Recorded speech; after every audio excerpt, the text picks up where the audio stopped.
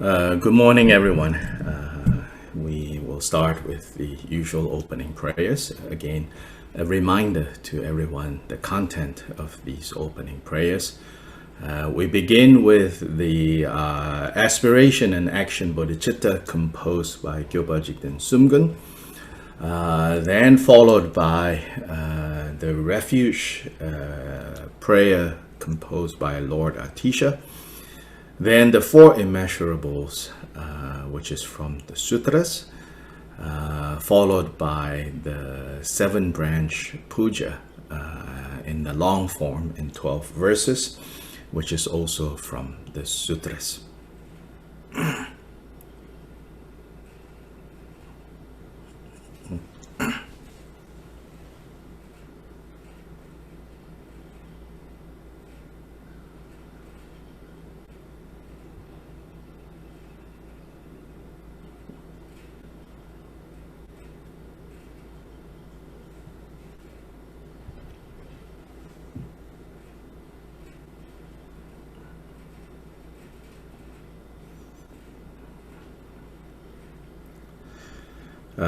In particular,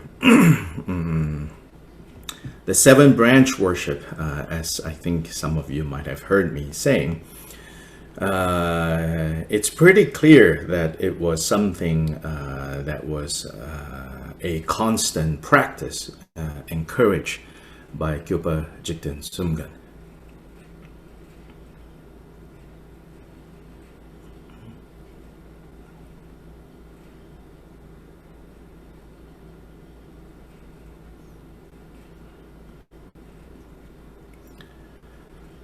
So these seven branches are paying homage and making offerings. These are the first two.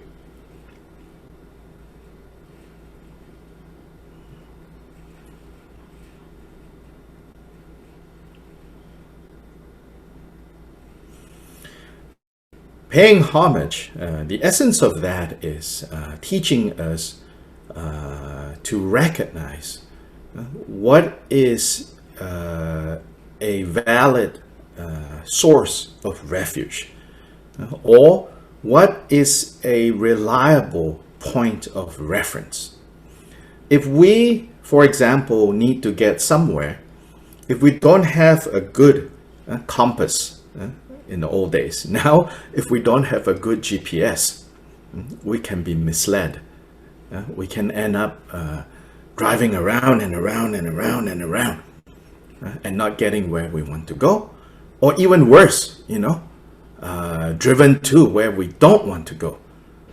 Like sometimes it can happen, if you go to some parts of the world, you get in a taxi, you thought it was a regular taxi, but they take you to other places. The hotel that you want to go to, they say, oh, that place, it closed, it burned down. Which is not true, they take you to their friend's hotel. So refuge, paying homage, in the end, it's not because the objects of homage is sitting around waiting for people to, pay homage to them. In fact, these objects of homage, Buddha, Dharma, Sangha, they need nothing from us. They need nothing from us.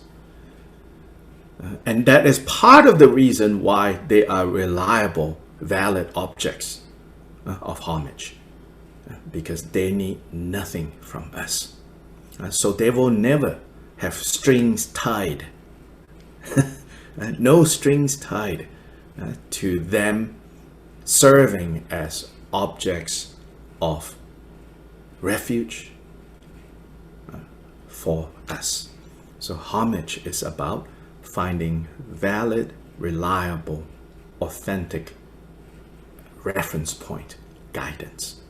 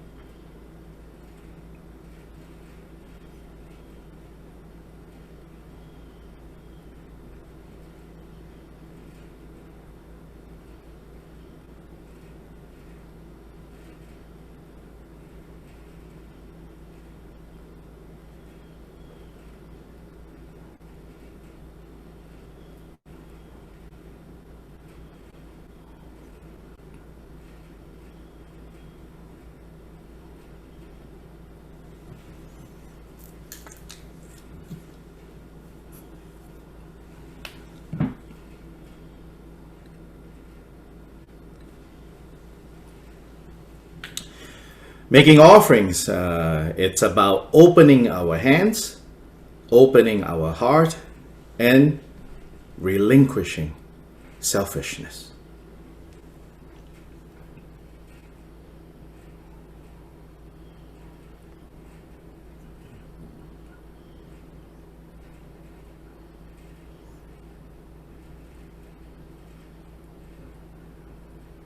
Especially all the things that we have habitually labeled as good, as nice, as desirable, we tend to hold very tightly to them.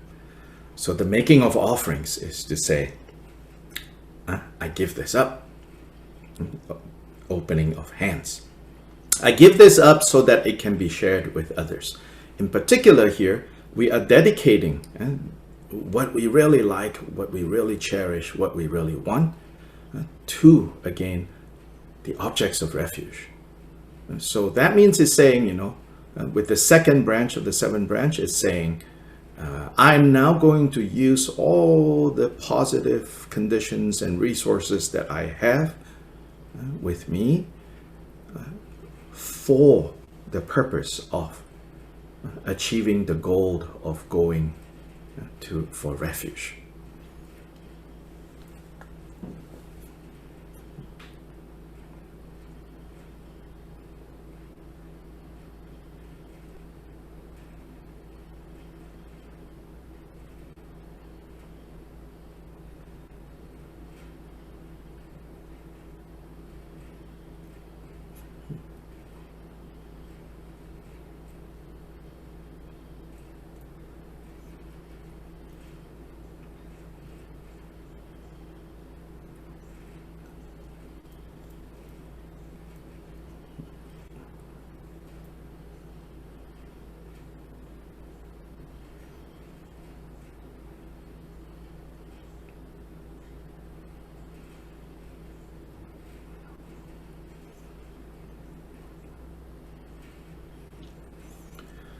When we open our hands, then we open our heart, then our heart becomes more receptive to receiving the blessings that we talk about so much. The main blessings we're talking about here is the blessing of waking up, seeing things as they are.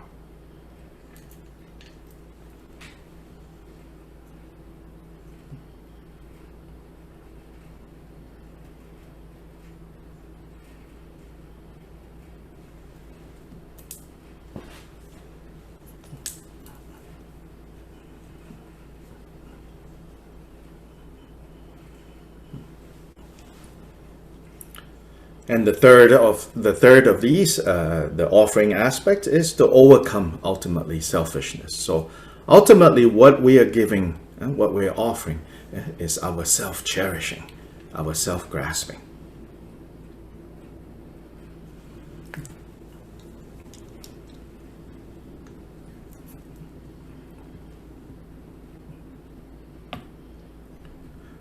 So let's begin with those recitations. Then when we get to the seventh branch, I will briefly summarize the other 5 branches.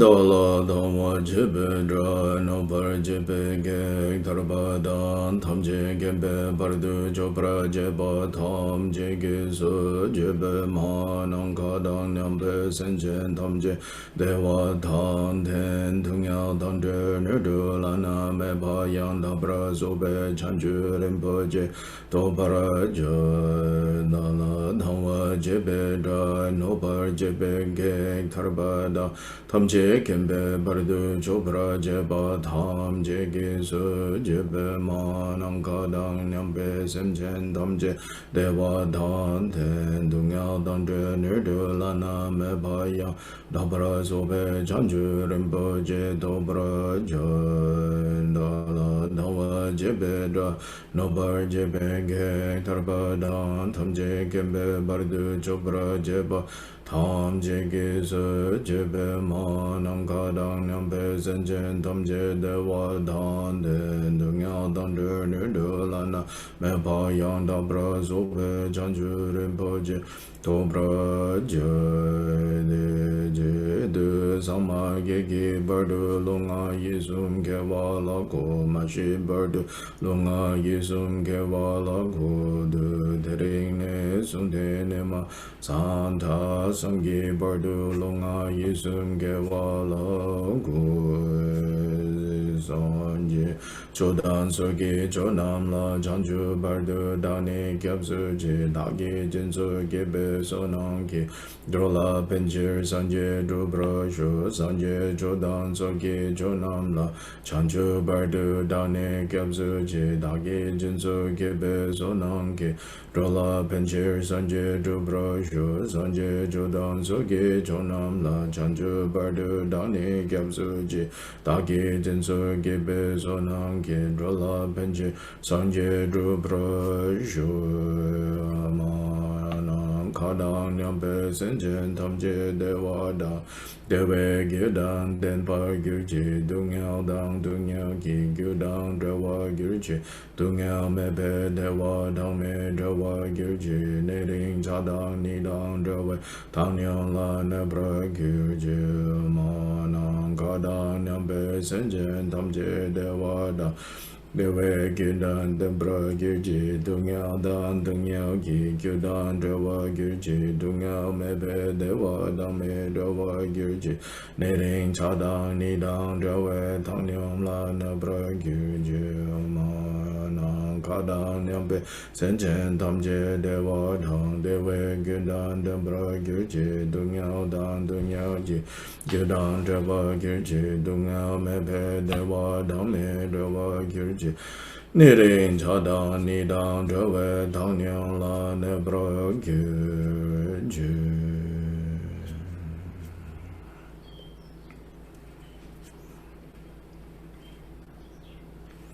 Yeah, so in these next 12 verses for the 7th branch, so again, as I said, the first branch is paying homage, second branch is making offerings. It's interesting to see that in this text, the section for making offerings is the longest section. So many different types of offerings are mentioned. So to us, this should at least tell us, like this making of offerings has great significance. So as I said, it's about, opening your hands, opening your heart, and then ultimately overcoming self-cherishing, self-grasping.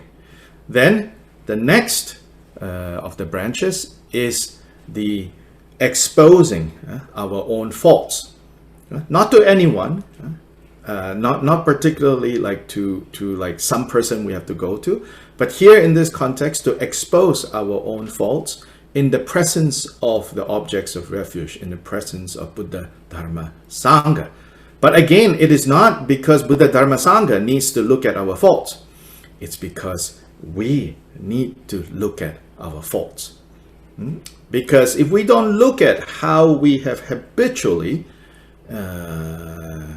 engaged in harmful actions through body, speech, and mind, under the power of confusion, attachment, and aversion, the three poisons, if we don't see that clearly, we will never stop creating the causes of suffering.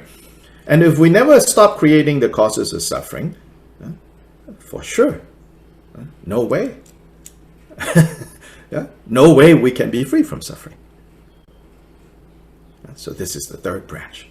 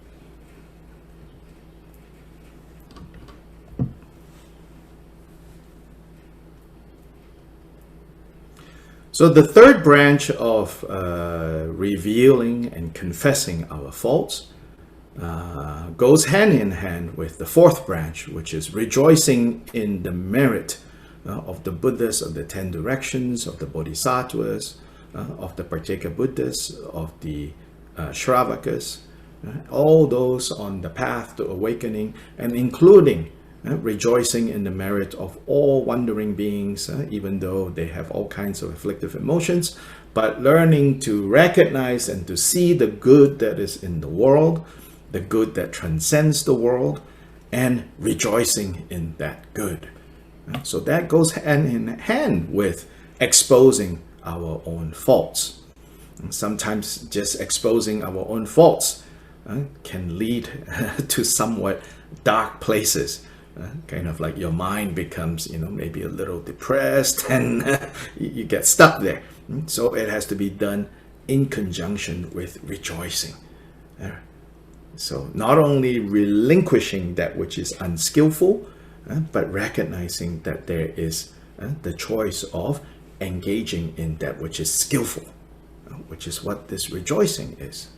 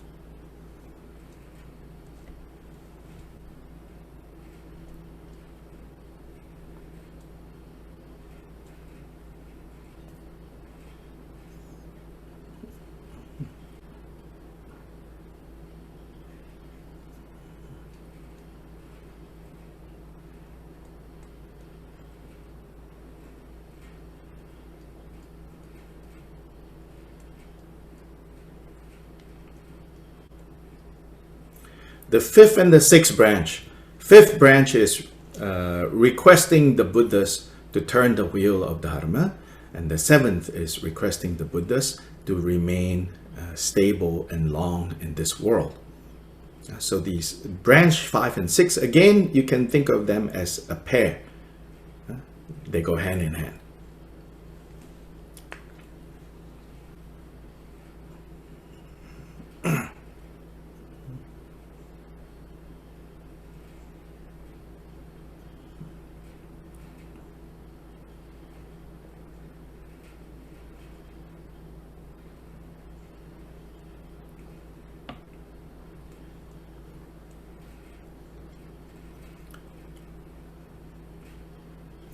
Even though the sole reason why Buddhas exist is they exist for the benefit of others, and the main way they benefit others is by guiding others away from confusion and into the state of being fully awake.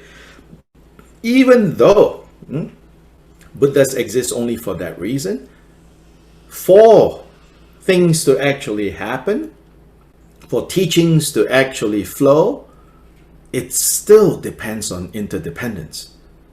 So we, on the receiving end, we have to request, we have to ask for teachings. And if we have to do that with regards to Buddhas, then for sure we have to do that with regards to all the other teachers that we have who are not yet Buddhas. So we have to request teachings. Meaning, this is not because, if you don't request, then your teachers won't teach you. They need to be asked because they are stingy otherwise, or they forget. No, it's because what it's talking about when you request is that means you are ready for this. You are willing to be instructed. So in a way, if you're not willing to be instructed, if you're coming to a teaching, kind of with the intention to prove the teacher wrong, then Dharma cannot enter the heart. Now, we're not saying, that you come blindly. Everything that the teacher says, or even Buddha says, you're like, oh, I believe. No, we're not talking about that. But we are talking about the heart has to be ready and eager to receive instructions. Otherwise, just using the mouth saying to Buddhas, oh, please turn the wheel of Dharma, please turn the wheel of Dharma, is not very useful.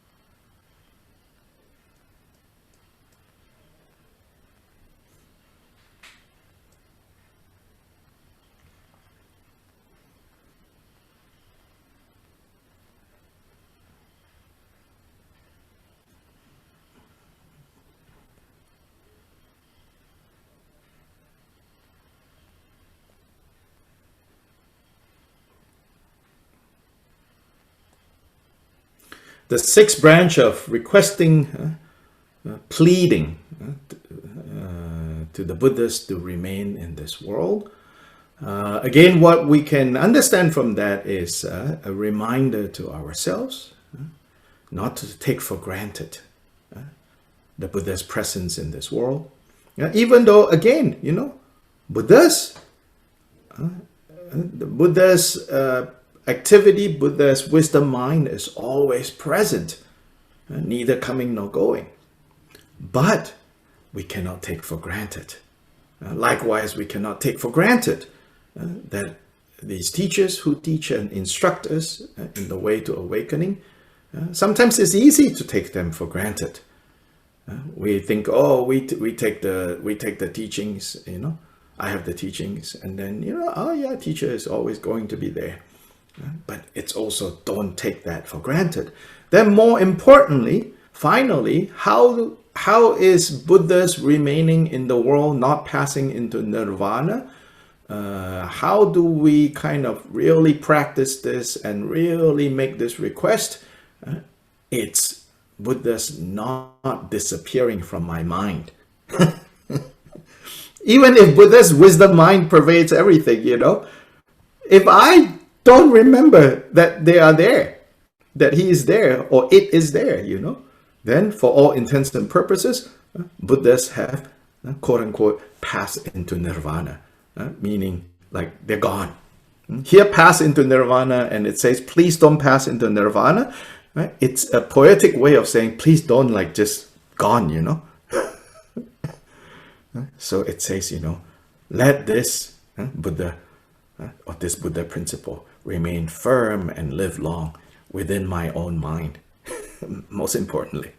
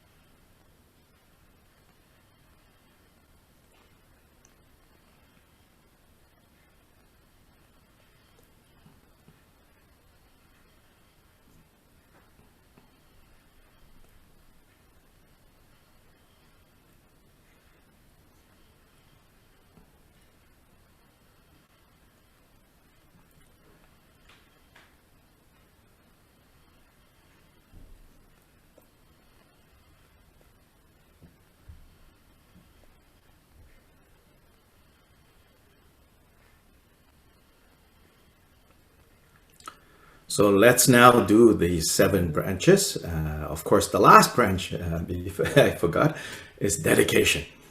So we all know that topic very well already. We dedicate all the merit that has arisen, especially from doing the first 6 branches towards the awakening of all beings, the freedom of all beings from samsara.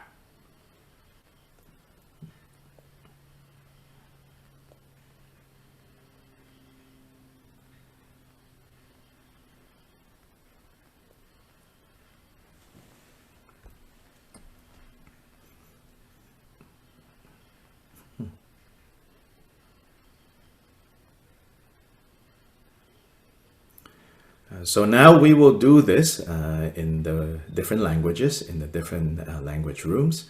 In the English room, I'm actually this time going to chant this. Chant it in English the way we have been chanting in our Wednesday night Drigong Dhammakirti International Sangha.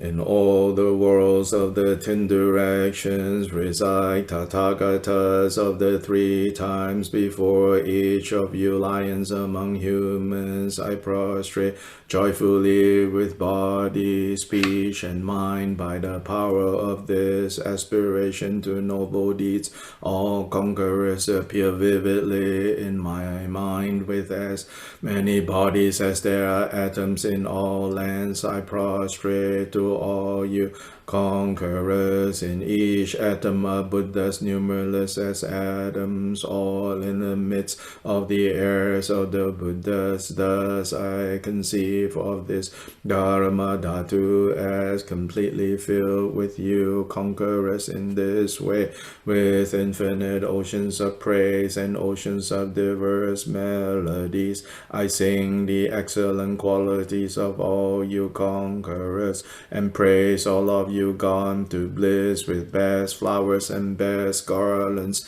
best music, ointments, and excellent parasols, finest lamps and superior incense I offer to you conquerors, with excellent garments and best fragrances and sandalwood powder heaped high as Mount Meru, all wondrous offerings perfectly arranged. I offer to you conquerors these vast and unequal offerings to each and every one of you conquerors. With the power of conviction in noble deeds, I prostrate and offer to all you conquerors all the harmful deeds that I have done with my body, speech, and mind under the power of desire, hatred, and ignorance. I confess each and every one of them. I rejoice in all the meritorious deeds of all conquerors in the 10 directions, and the heirs of the Buddha solitary realizes, hearers still in training and beyond, and all wandering beings, you who are lamps of the worlds of the 10 directions, who have unobstructedly attained Buddhahood through the stages of Bodhi, all you who are my protectors, please turn the unexcelled wheel of Dharma. With palms together I earnestly beseech you who may intend to manifest final nirvana, please remain for as many eons as there are atoms in the world, for the happiness and well-being of all wandering beings. Whatever slight virtue that may have been gathered through prostrating, offering, confessing, rejoicing, requesting, and beseeching, I now dedicate to complete Bodhi.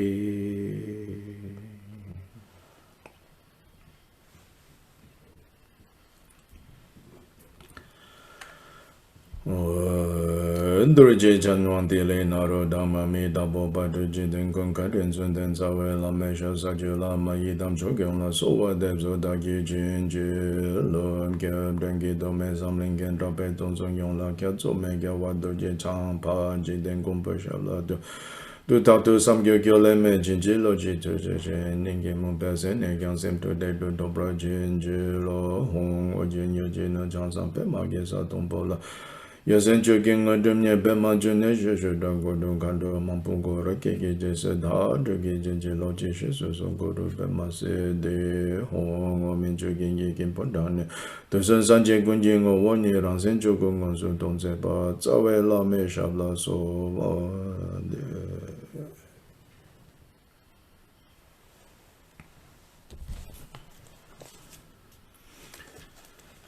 So we are now in chapter 4, the chapter on carefulness. So overall, the content of this chapter is that now that we have generated bodhicitta, both aspiration and action bodhicitta, then overall we need to guard this vow, protect this vow carefully. So this chapter on carefulness is looking at this matter from different perspectives, and Shantideva giving different reasons why we need to have carefulness, have this mental quality of carefulness with regards to the commitment that we have made. So then looking at what can potentially harm that commitment, and being careful not to let the conditions that might harm that commitment to take over. So overall, this is the content of chapter 4.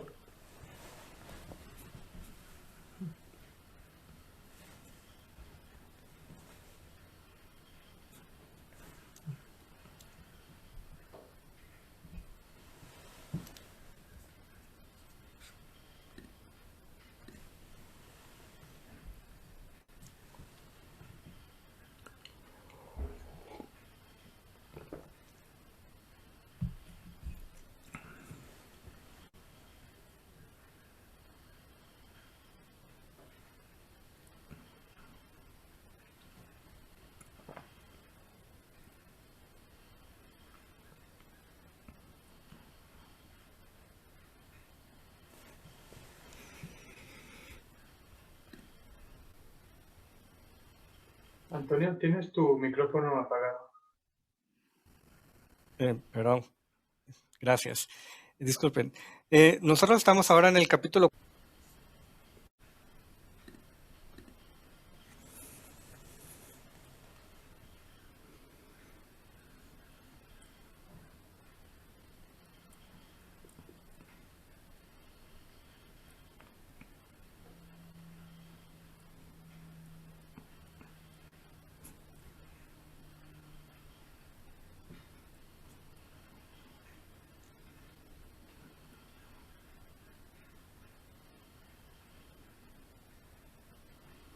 So the last class, we looked at the section, which is from verses 15 to 20.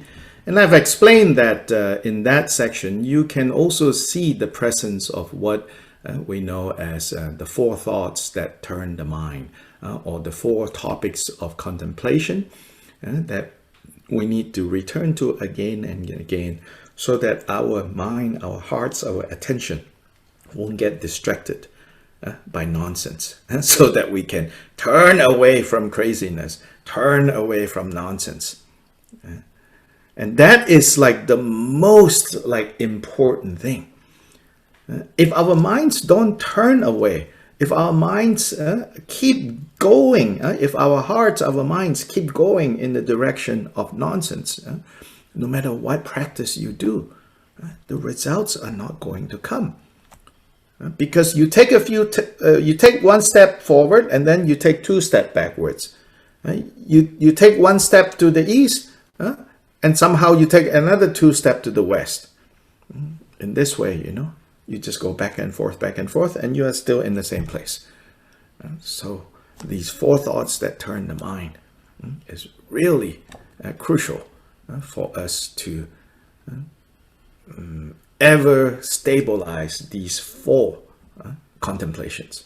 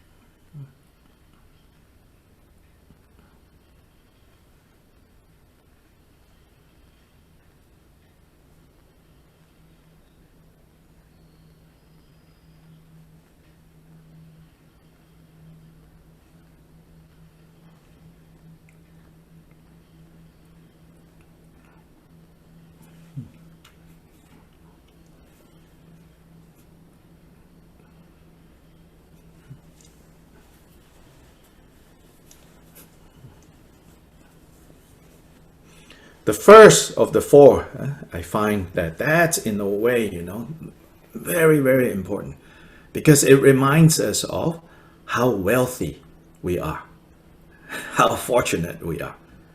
which is something that we forget. And why do we forget that we are really wealthy, so to say, and fortunate? Because we waste time lamenting, complaining about useless things that we don't have. But the rest of the world gives a lot of emphasis on these useless things. And so when we get caught up in looking at the useless things and thinking that the useless things are important, then of course you're like, oh, I don't have this, oh, I don't have that, oh, people don't like me, oh, people don't love me, oh, my house is not big enough, oh, my car is not fancy enough, oh, my girlfriend is not pretty enough, oh, my boyfriend is not strong enough. All of that, Like, yes, we need all these things to different degrees, but ultimately nonsense. So the first thought that turned the mind is to say, hey, have you recently checked to see how much wealth and fortune you have with regards to the central issue of freeing ourselves from these terrible, terrible, terrible enemies called afflictive emotions? We have everything that we need to free ourselves from confusion and suffering. Why aren't we happy and rejoicing over that? Why are we wasting time on the fact that we don't have this, we don't have that, we don't have this, we don't have that,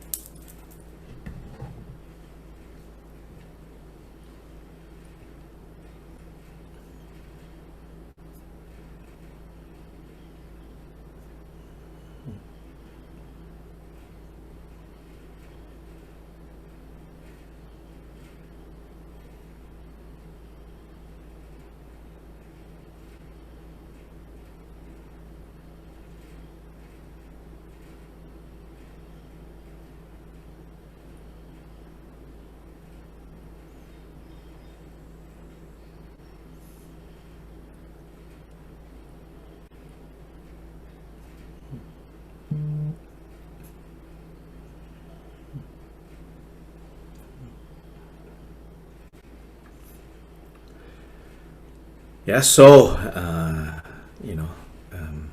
good to reflect on these four thoughts. So anyway, now verse 21, 22, let's read that together. If through the evil action of a single instant, I must spend an eon in the hell of unrelenting pain, the evils in samsara stored from time without beginning, no need to say that they will keep me from the states of bliss. A mere experience of such pain does not result in being freed from it, for in the very suffering of such states, more evil will occur, and then in great abundance. So Shantideva here is using some very strong words. Superficially, you might think, oh, here we go again, religious people using hells to scare people.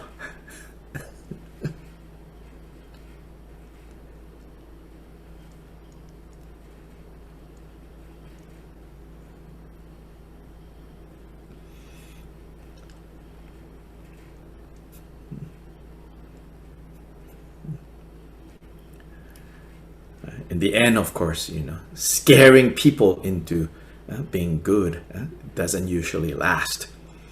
That's not a good way, I feel personally, to help people, but rather reminding people of the diamond that they are, and encouraging them to polish this diamond, and reminding them, therefore, the diamond that other people are, and being patient while other people are polishing their diamonds.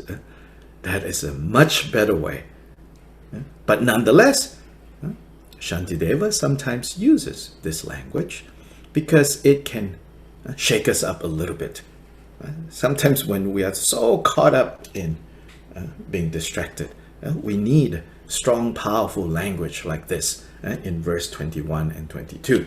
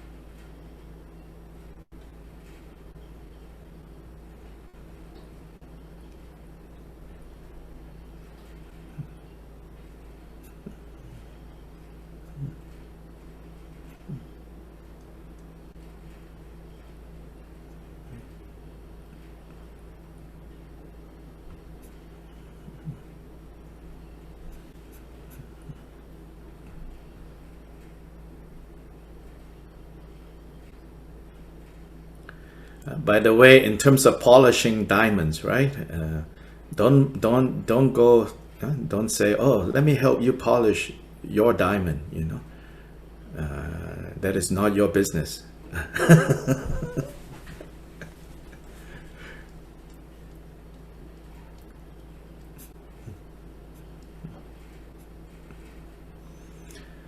Even when someone comes to you and say, "Can you help me polish this?" Meaning, can you be my teacher? Even that they say, good teachers will know. No, we'll say no. Not because they're stingy, not because they say, oh, I don't have time to polish, to help polish you. But the teacher should be reluctant. Reluctant in the sense of, like, you have no idea what you're asking for, so better not. Just calm down. You polish your own diamond. You work on it yourself. I will offer some tips here and there. So even those who are supposed to be diamond polishers, not just of themselves, but also for others, should only do it with care. So how much more, if nobody asks you to help polish their diamond, you don't go say, well, it's for your good, I'm doing this. Because it won't work.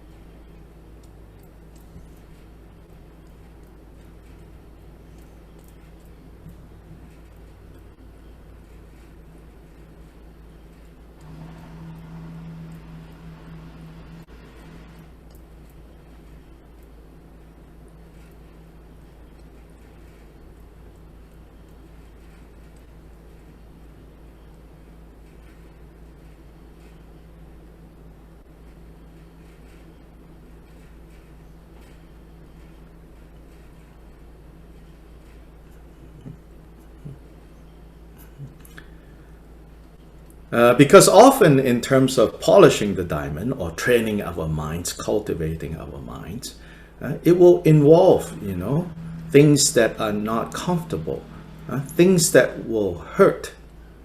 But if it is really polishing the diamond, it may hurt, it will not harm.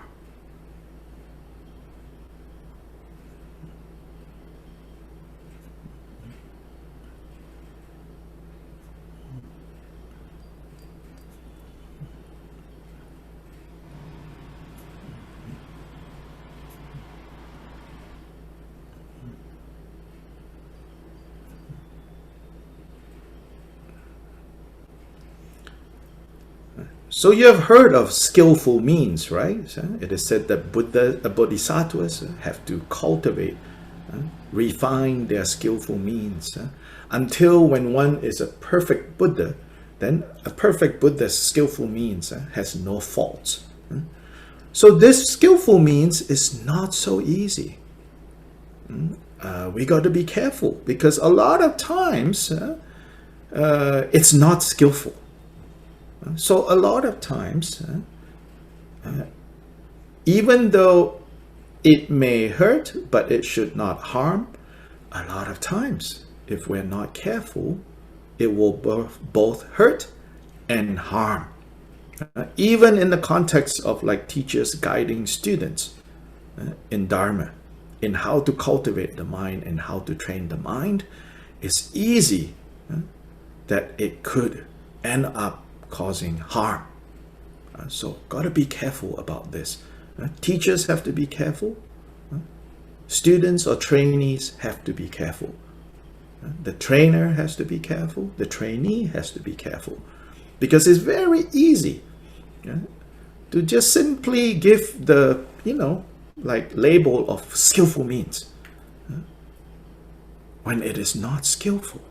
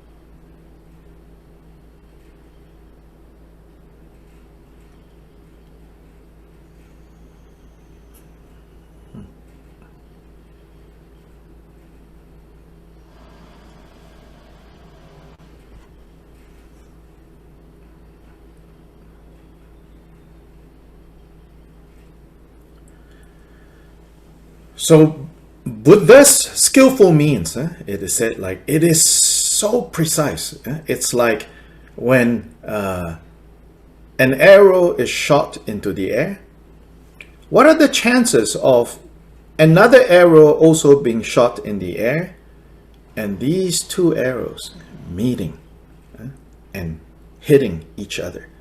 The tip of the two arrows meeting in mid-air. When that happens, that is skillful means. Or, a perfect Buddha's arrow. So, of course, the sentient being's arrow shot in the air has no direction.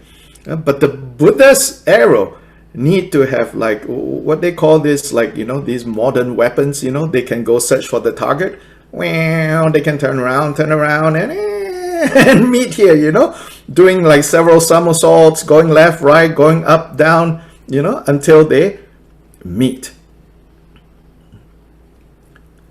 And when you're not Buddhas, the arrows you shoot don't have this ability to meet. Then it's not skillful means.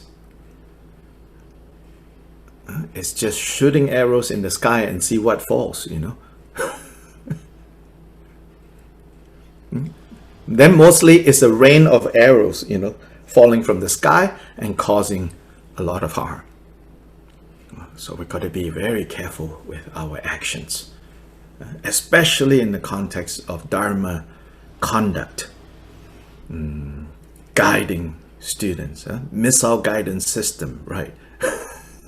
If we don't have the perfect wisdom of Buddhas, this missile guidance system will break down and cause a lot of what they call collateral damage, friendly fire. Friendly fire will still kill, you know. Got to be very careful. Yeah. So this is just a footnote.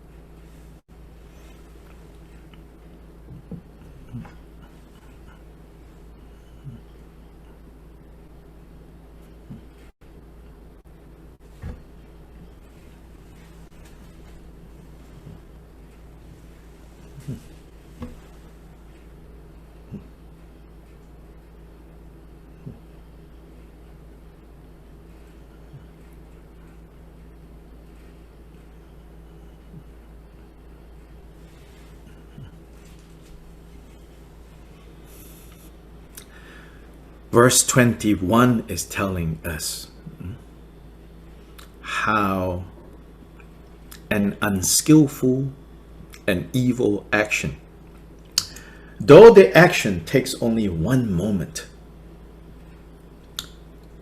to create, its consequences can be very far-reaching. So it's saying, be very careful. You know,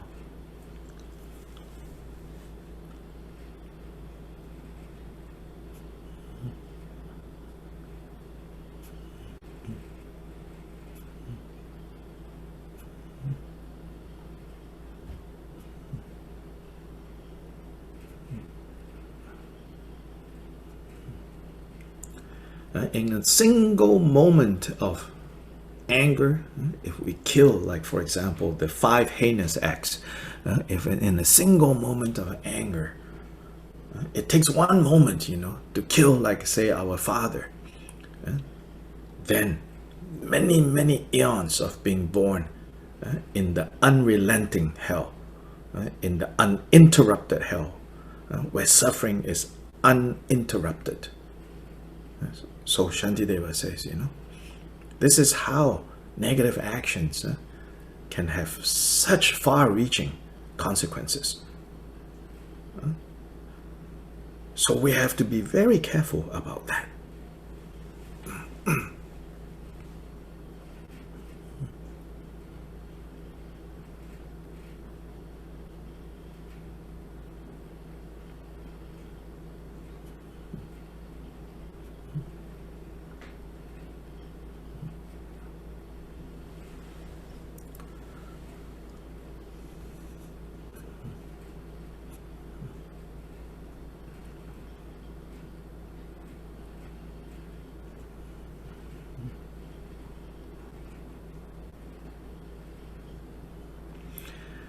And then he reminds us and he says, and given that we have had so many lifetimes, incalculable lifetimes before this one, we have no idea what kind of negative seeds are waiting to ripen.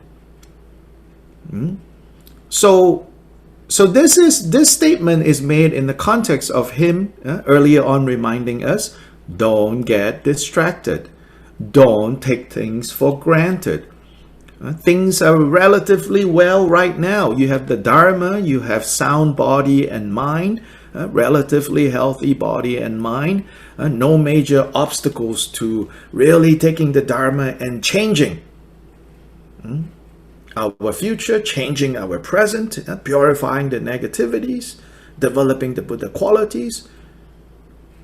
Don't waste time. Because we don't know what kind of negative seeds from the past that is going to ripen, that is going to throw us, so to say, into the hell realms. Whether literally into the hell realms or even metaphorically. While with a human body, we are thrown into the hell realms. When that happens, on verse 22, he says, and when that happens, when that hell realm turns up, whether in this body or in the body of a hell being, even when we're going through that suffering, even though when we're going through the ripening of the karma that results in being thrown into a hell realm, what happens then is, whenever that kind of suffering turns up, it's not as if, you are just there passively suffering, and then when it's over, you can say, oh, I'm done with the negative karma. Because the way it works is, when we are thrown into extreme states of suffering, as we are, so to say, letting the past karma ripen, in the midst of that suffering, what happens is we create more suffering. So usually, when we're angry, when we're jealous, when we're upset,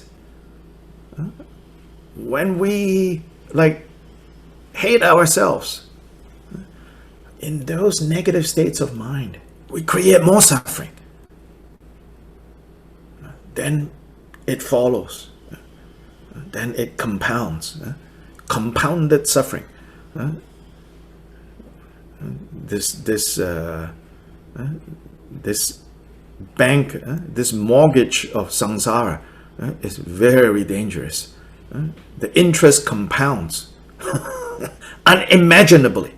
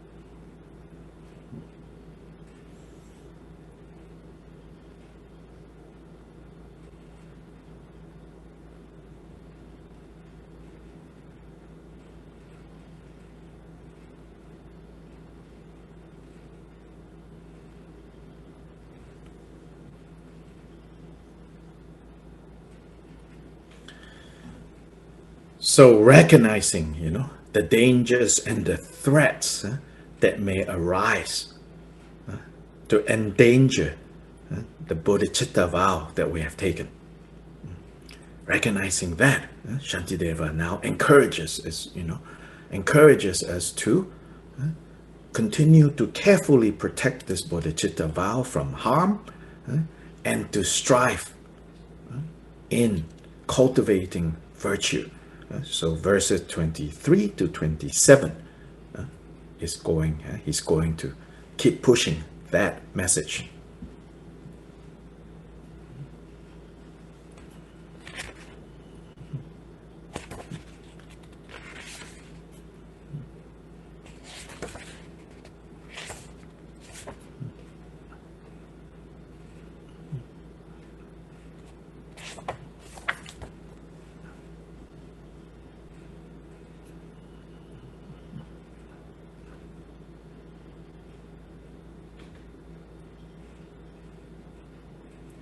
So let's read those verses together.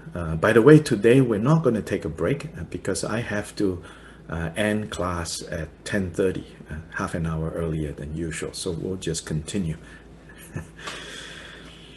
Thus, having found this moment of reprieve, if I now fail to train myself in virtue, what greater folly would there ever be?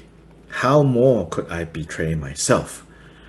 If having understood all this, I'm stupidly despondent still, then at the moment of my death, my sorrows will be dark indeed. And when my body burns so long in fires of hell so unendurable, my mind, there is no doubt, will also be tormented, burn in fires of unendurable regret. For it is as if by chance that I have gained this state so hard to find, wherein to help myself. If now, while having such discernment, I am once again consigned to the hell realms, I am as if benumbed by sorcery, as if reduced to total mindlessness. I do not know what dulls my wits. Oh, what is it that has me in its grip? Yeah, so Shantideva says, like, can you see, like, what a wonderful opportunity we have now. How great it is that what we have now. And this moment of reprieve, things are relatively calm. If I don't take the chance now to train, I will betray my own interest. Even though we talk about benefiting others, even in the perspective of self-interest, we should recognize how we should not squander away this opportunity that we have right now.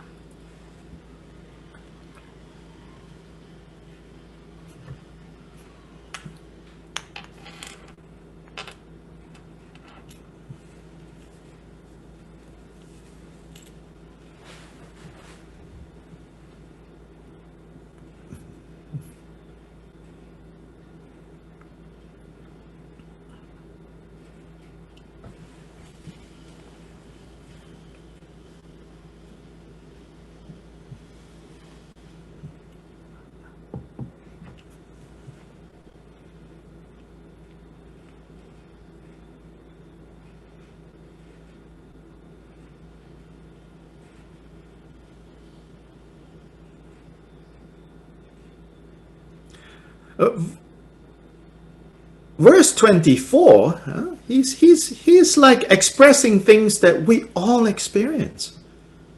Really. So he says, if having understood all of this, I'm still foolishly, stupidly, despondent, discouraged, sad, bogged down by feeling useless. He says, so in a way, he's not like we're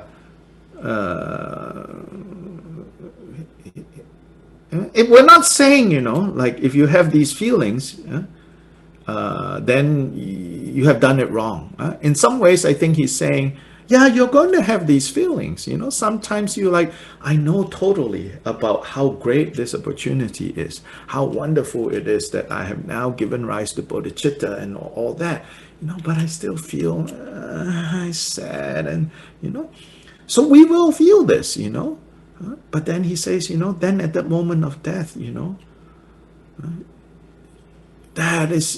at that point, then it'll be too late to regret. So better now give rise to regret in a way, as in regretting to allow ourselves to be distracted by nonsense, useless things. If you want to be sad, there are many, many, many things you can be sad over. So this is really telling us to weigh our, all the pros and cons. You can go around, taking stock of everything that is wrong and everything that should, result in you not doing anything. Give up. But that's not going to do anyone any good.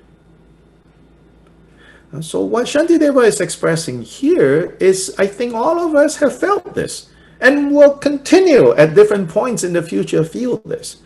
But pull ourselves together and say, that sadness, yes, it's here now, but it's not so, not worth me getting all worked up over. So sometimes it means, you just let it be there, but don't let it take over. At least in a very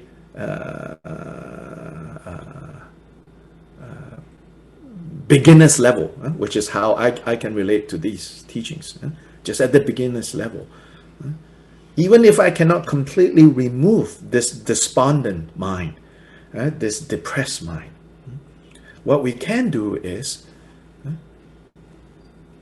encourage, tap into this bigger mind, this more spacious mind, this more joyful mind that has space to allow the despondent mind one corner,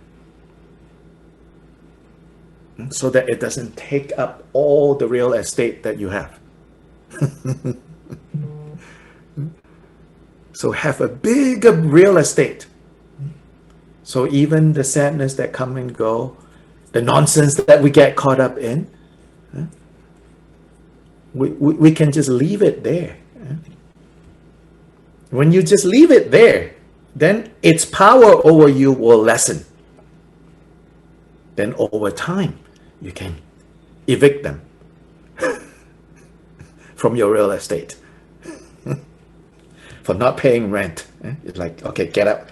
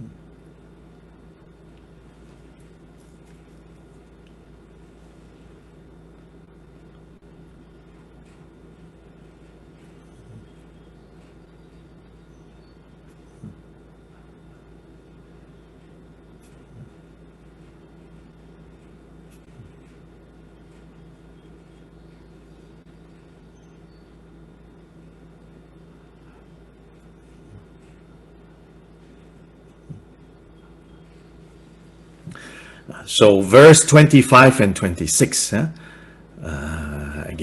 Shantideva using these strong words to say, now that temporarily, I don't find myself in the hell realms, whether literally or metaphorically, right? Now, with this blessing of having generated bodhicitta, I'm temporarily not in the hell realms, so I got to be careful, not like to take a one-way ticket to the hell realms again, because then it will really, really be terrible. Now I temporarily got out. I got to find a way to completely not ever go there again. So don't be careless. And you say, I don't know what happened. So 27, sometimes you're like, I don't know what happened. I don't know what took over me. I think I was possessed. So he says in 27, I'm as if under the power of black magic, of sorcery, and reduced in total mindlessness, the opposite of carefulness, totally mindless. Jumping heads on into the hell realm. What is wrong with me? He says, and sometimes it feels like that, like you can see that you are heading in the direction of creating more suffering. Usually when you're provoked by a certain situation.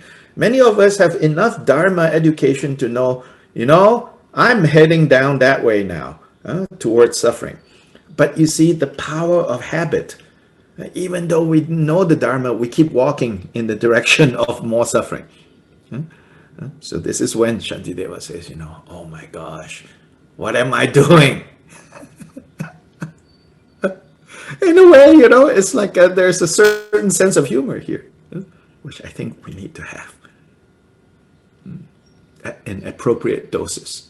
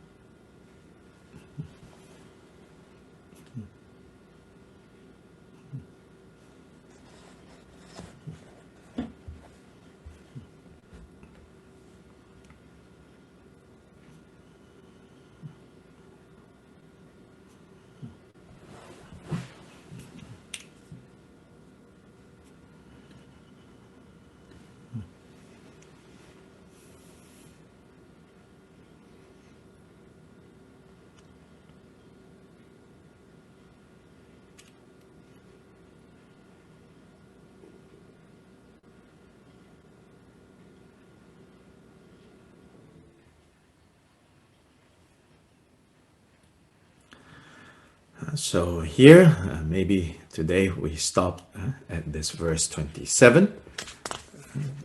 Also, this Saturday, we will not have class. because I am going to be helping with online retreat that Khenchen Goncho Gyaltsen Rinpoche is doing with Tibet House in Mexico.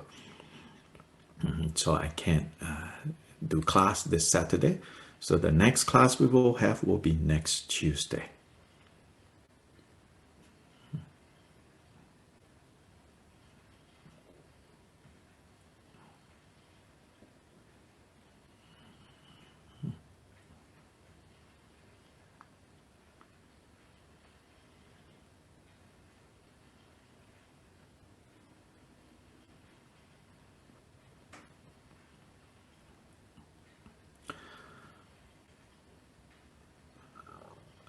Also, some of you, I think, or many of you already know the different things that I do. But for those of you who don't know, the main kind of website that has most of the things that I do in there is drigongdharmakirti.com. Omar, if you can share that link in the chat group. So that's the website. It's a pretty extensive, many parts to that website. So sometimes, you know, you're bored, you are scrolling your Facebook. That's oftentimes that's just nonsense. I know that because I get stuck in a lot of the nonsense. But the website, drigongdharmakirti.com, has, you know, not nonsense, helpful things. There are recordings of teachings that are texts, then things about the lineage. So that's the kind of main umbrella of the things that I do. Some of the pages there has Spanish, if you look, but no Chinese yet. Unfortunately, don't have the causes and conditions for that to be translated into Chinese, and Chinese pages are not there yet. So.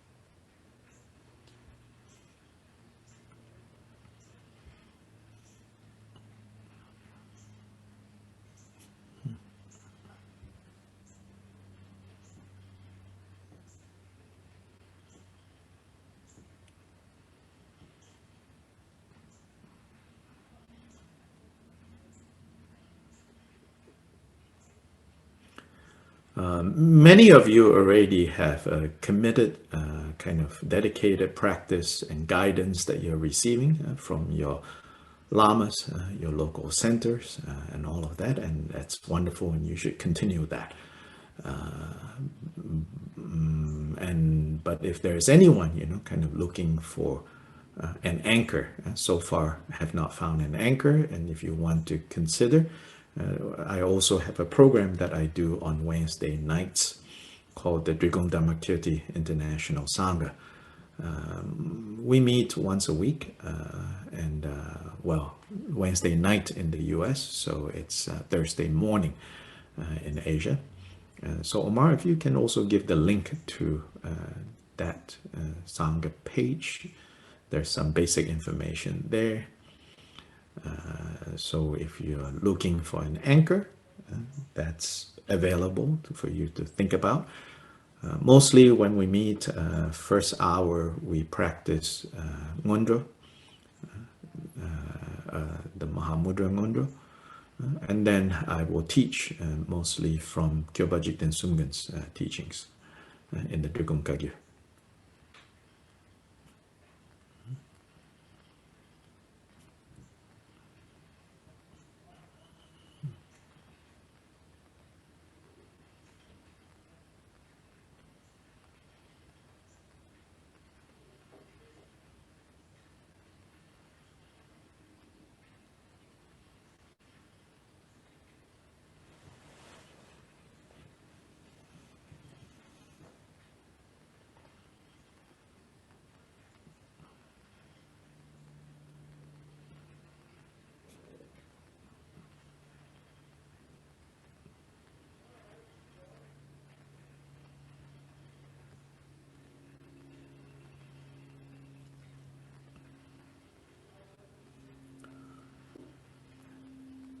And I think Omar just shared a YouTube link to a video where I talk about the program. So anyway, those are some of the things in case you are not aware of. And some of you have already contacted us about the idea of taking this course for credit. So we did receive your information. We're still in the stages of processing through all of this and figuring out how to proceed. So don't worry, we did not forget you. We will get to it.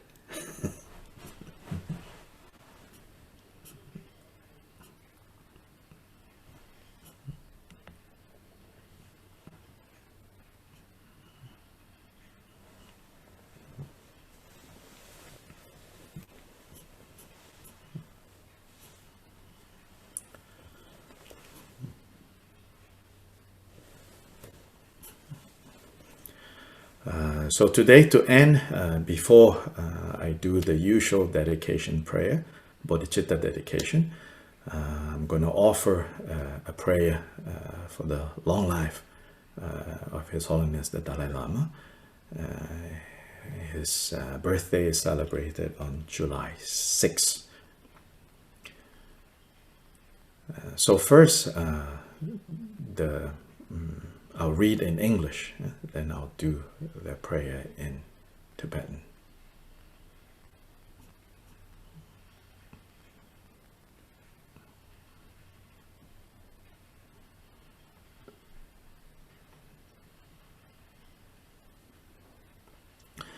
In the heavenly realm of Tibet, surrounded by a chain of snow mountains, the source of all happiness and help for beings is Tenzin Gyatso Jinrezi in person.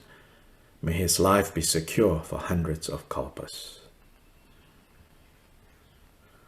Ngari rawe kurwe jingamzu pendan dewa malu jungwe ne Jinrezi wan Tenzin Gyatso ye shabe kagya bardu tengu ji. Chanju semchu rinpoche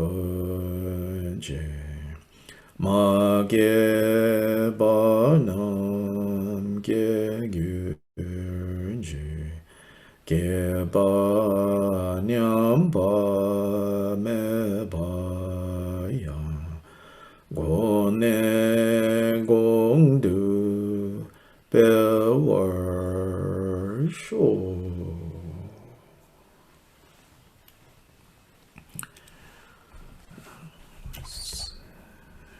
Thank you, and you all have a good evening, have a good day, and